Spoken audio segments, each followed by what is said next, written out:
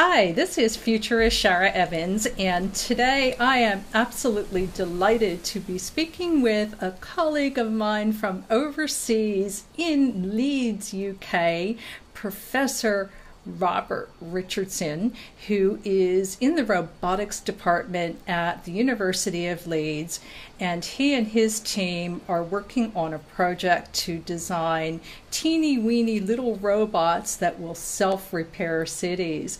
Hello and good morning, Rob. Good morning.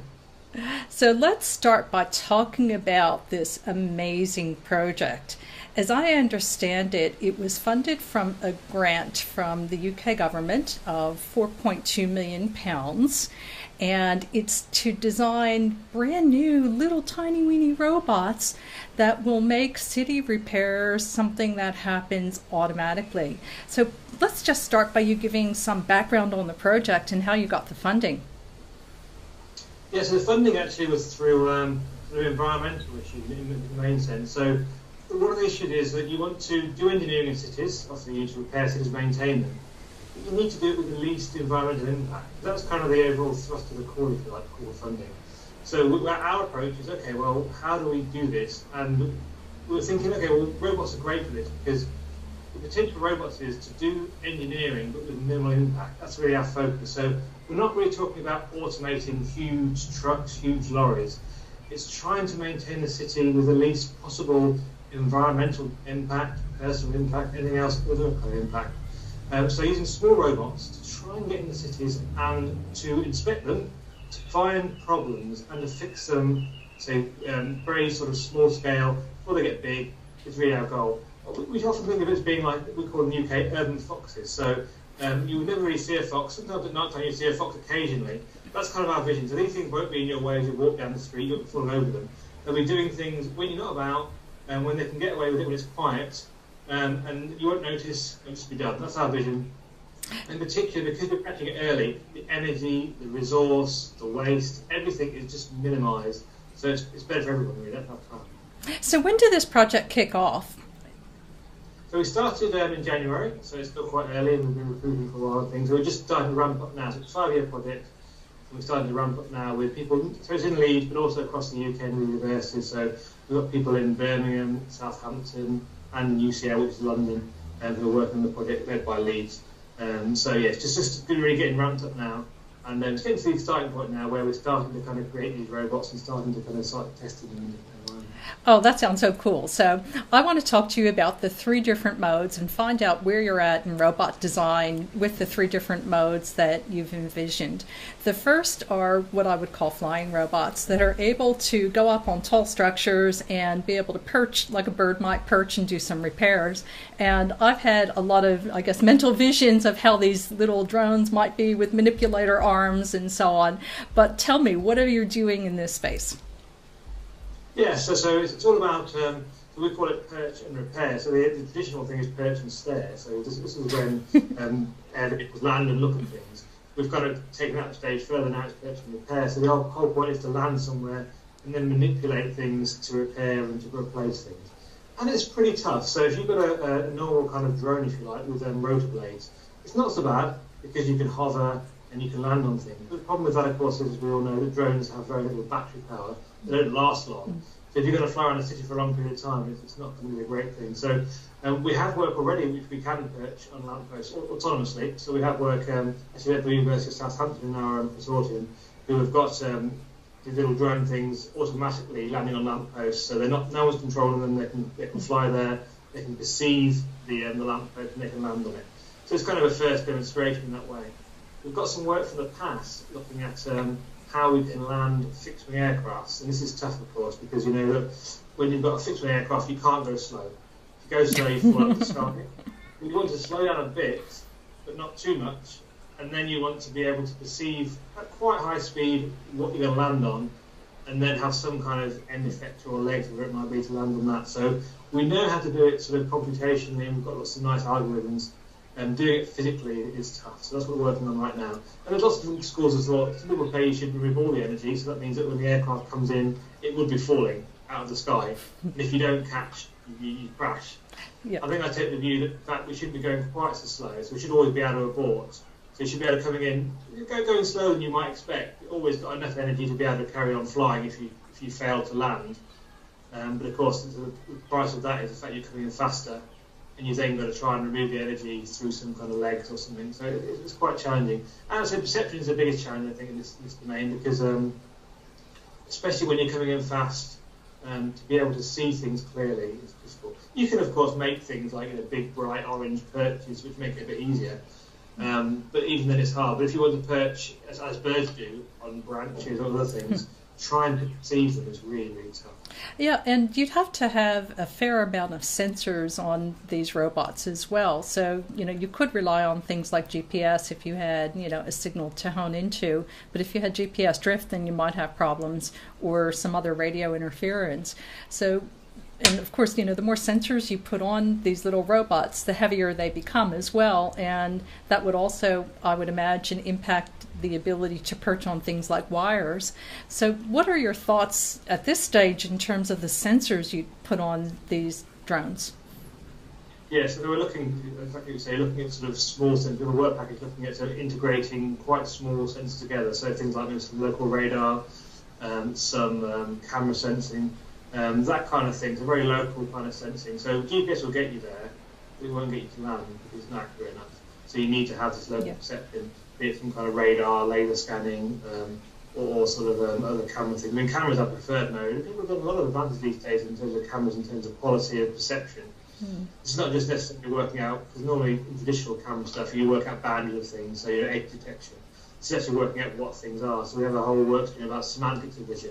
So you look at something, you don't just say, okay, that's hard, that's not hard. You say that's a car, that's a branch, and you work out how far away it is. And so I think ideally vision will be our main modality, but we recognise when we get quite close, especially, we're going to need something that's fast. The vision is never going to be fast enough to be at that very last stage of landing on things.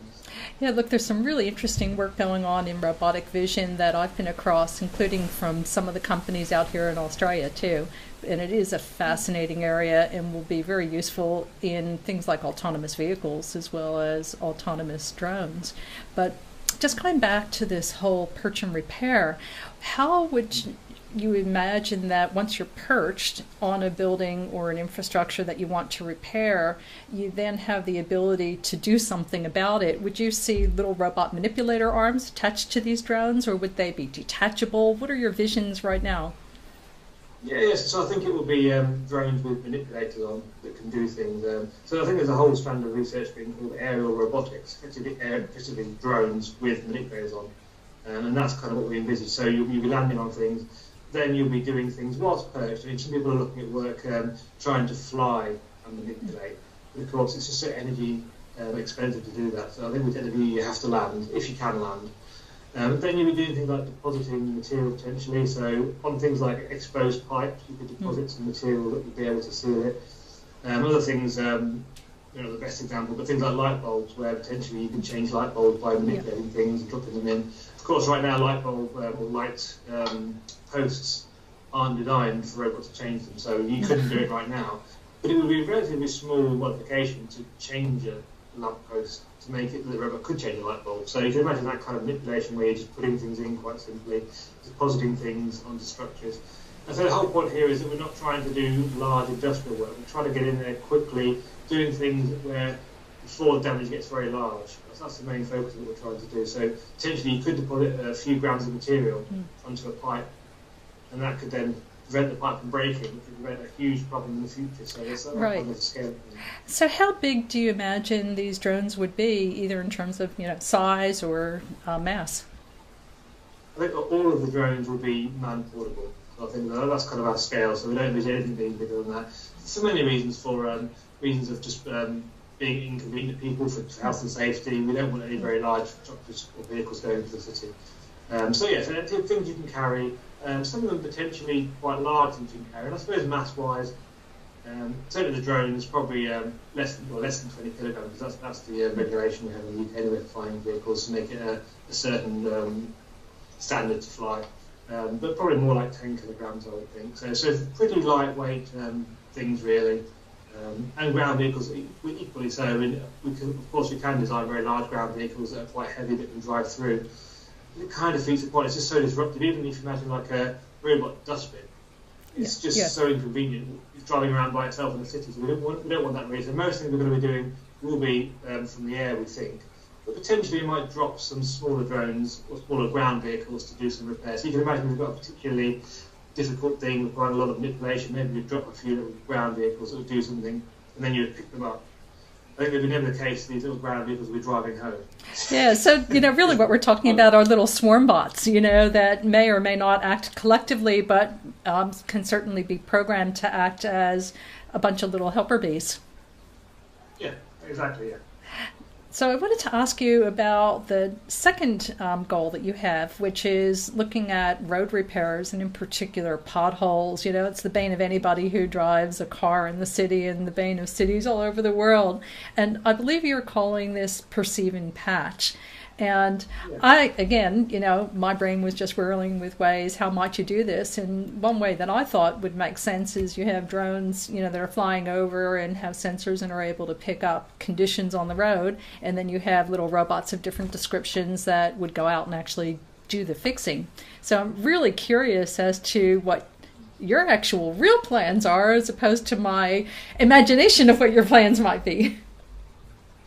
Yeah, so I think actually this is one that's getting the most attention, I suppose, like you say, because it's a common problem. So we want to stop the problem of potholes. I think in particular we're trying to catch it again early. So we don't really envisage in the short term filling in very large potholes. It's about trying to catch sort of maybe, 10, 15, 20 millimetre across sort of holes. And then if you catch them early, you can then repair them before they become large. So it's kind of it's a virtual circle in many ways. So yes, you need to perceive them first. So perceiving them, it'll be part of the smart city. So we know that people with autonomous cars already can detect potholes, quite large potholes, but they can detect them with their sensors. So at some point, autonomous cars will be automatically reporting potholes. That's all they already can do now for large potholes. So that'll be one thing certainly. We may be fixing other sensors to detect smaller potholes potentially. Likewise, from drones from the sky, you could do a scan flying across. It's energy inefficient, so in the context of a smart city, you wouldn't probably be trolling around with drones. It's more likely you'd be using things like buses, dust carts, or autonomous vehicles to kind of give you the information about what's going on. But once you've found the problem, then you would be using things like, say, probably drones to come down and depositing fairly small amounts of material to repair things. Or alternatively, you could even do things like microwaves, so they can fire microwaves off, and if it's a very small thing, it can actually melt that and kind of reseal it. So there are several ways of doing this. Oh wait, so from the sky, you'd fire off a microwave and seal something on the road? Well, you don't have to land, so you have to be close to it. And of course, that kind of energy will be dangerous to people and things. You have to make sure. Yeah, you don't want to fire at a person walking by. No. Yeah, so that kind of thing, the activation of microwaves, heat, that kind of thing to try and reseal when it's at a very early stage. The key thing here is you must be early. Once it's gone past that stage, you've got a massive hole.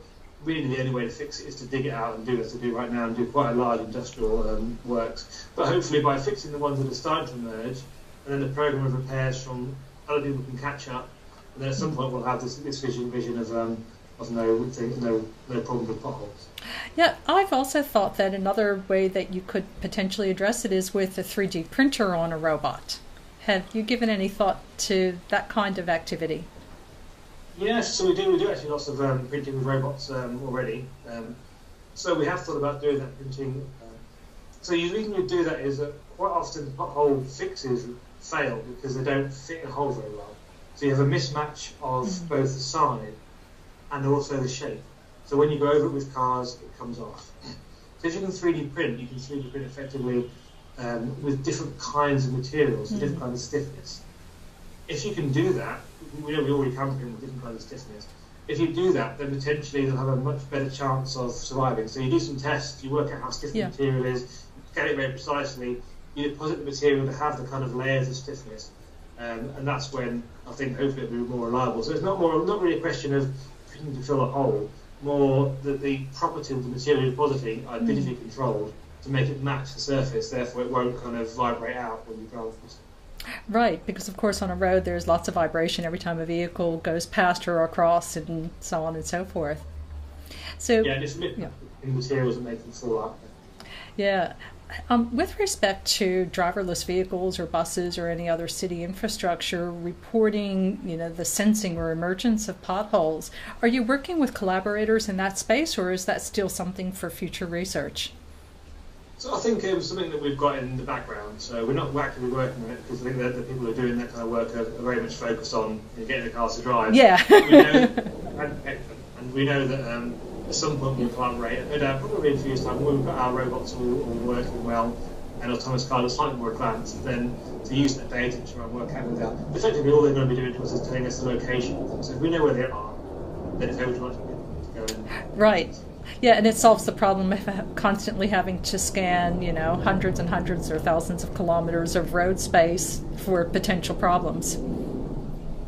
Energy, and it's things that are across anyway. You'd use the data from them. So I think that the project we have is very much embedded in the smart city. Because the smart city, as it's envisaged right now, is collecting data, doing some analysis, and giving it back to people. We envision extending that. So rather than just going to people, we can also use that information to autonomously act through robots. So the smart city is very much a core part of it, and then the robots are an add-on. Right. Yeah, so the robots are in effect the controllers that are able to make the environment change after the sensors figure out that something's going on. Yeah. So the last mode that I've read about your project is something that you call fire and forget, where ostensibly it's about launching robots into utility pipes and having them live there and report back pretty much forever. And I can see there'd be a lot of challenges with trying to do that, certainly size of the robot, power for the robot, communications. Tell me a little bit about your ideas there. Yeah, so we're doing a lot of work at the moment on sort of pipe inspection robots. People have asked me, okay, what's going to be the biggest short-term impact for robots? And I kind of imagine perhaps people in the house cooking and things like that. But to me, I think that the biggest real-world impact, or the soonest real-world impact, will be from utility pipe robots, because the impact of them failing is just enormous. You lose the flow of fluid, so you lose your water, your gas. You dig up roads, you have massive traffic jams because of it. So it's because it's in pipes, it's mostly bounded. So that means that you can't really affect people that much in terms of you can't hit people. So I think it's one application that's going to make a huge impact. So yeah, we're doing a lot of work on this. So inspecting pipes, and then automatically repairing pipes. So when you find a problem, depositing material, or in some way doing something to make it so that it's repaired. So we're already doing that already. One thing we want to extend to this project is to make them, they can actually last for a long time in the ground. So, of course, the insertion and the extraction is a big problem with these robots. It takes a lot of time and a lot of effort. So ideally they've been there for extended periods, 1 or 2 years, constantly underground, constantly scanning, not doing it very quickly, because the pipes, of course, hopefully don't fail that fast. So once you've done a second, you know it's been okay for a while. But just going around maintaining the network. But like you say, you've got problems then of energy is one big thing. So how do you keep it going? So you either modify the environment, so you can put in sort of inductive charging nodes. Remember, it's like wireless inducting charging on phones. You can do it on phones, you can do it on robots. So you can have things in the ground but not in the pipes that can charge the robots. We're also looking at taking energy from the flow of fluid. So if you've got liquid flowing past you, you can capture that, of course, by turbines, other kind of things. And of course, communication is a massive problem. So most liquids don't like communication. It's very hard to communicate through them. So do you dock and communicate? I think that's most likely. So you have these kind of nodes which are charging and communication nodes. So you'll dock to charge. At the same time, you'll upload information which has been captured perhaps over the last week, and then it'll go from there to the outside world and be captured. Because they are autonomous robots, we don't need to know what they're doing all the time. So potentially they can be down there scanning, repairing.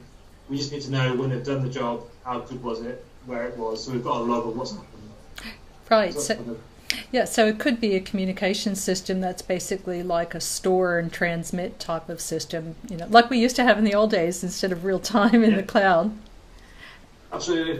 We can transmit, so we can do certain things with certain frequencies to transmit through, for example, through gas and through water, because high pressure gas is getting towards a liquid fluid state, and water, of course, is liquid.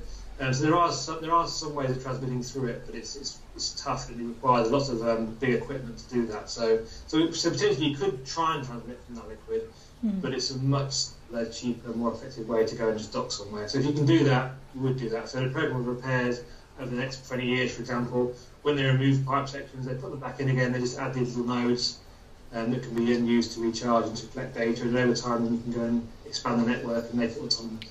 But you and your team have already designed borehole robots that go into utility pipes. What are they doing, and how might they be developed in the future towards this smart city vision?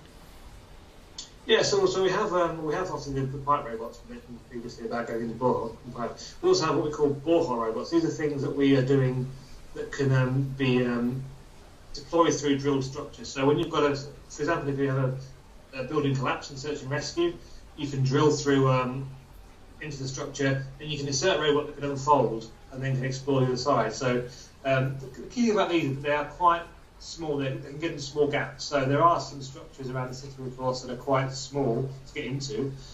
So we can use this kind of technology to get in through small holes, through drain pipes and other things, into bigger spaces. And then when you're on the other side, you can then unfold and deploy.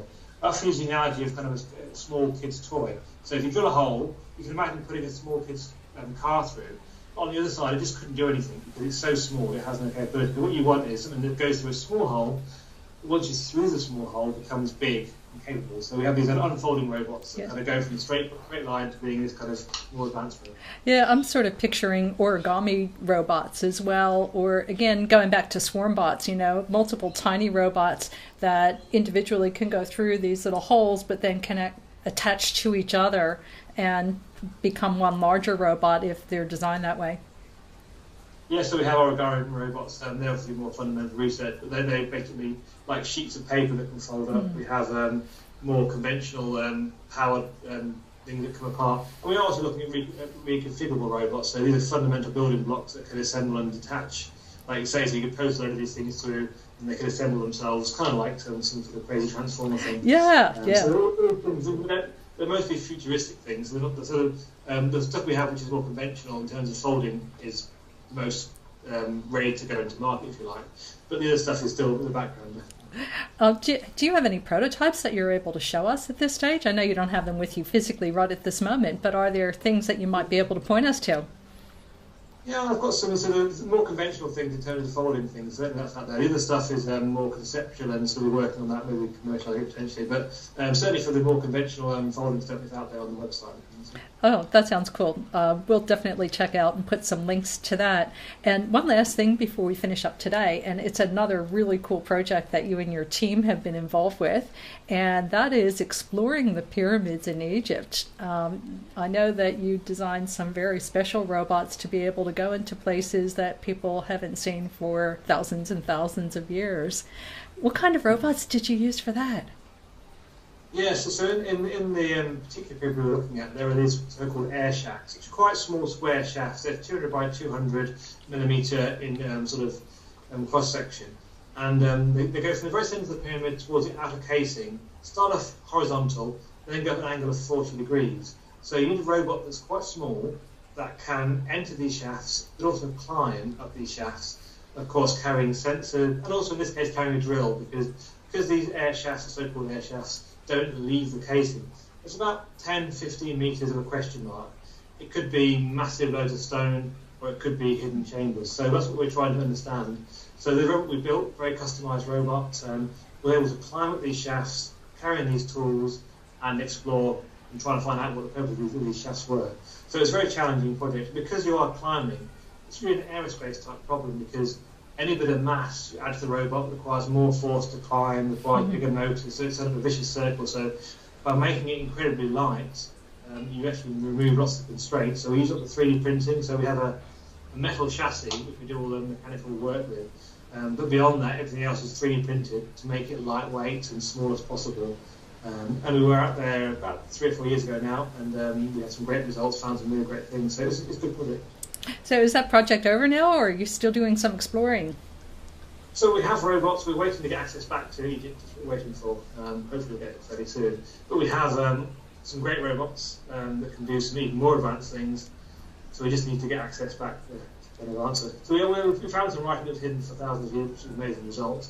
There are definitely more things we can find. we just need to get back there.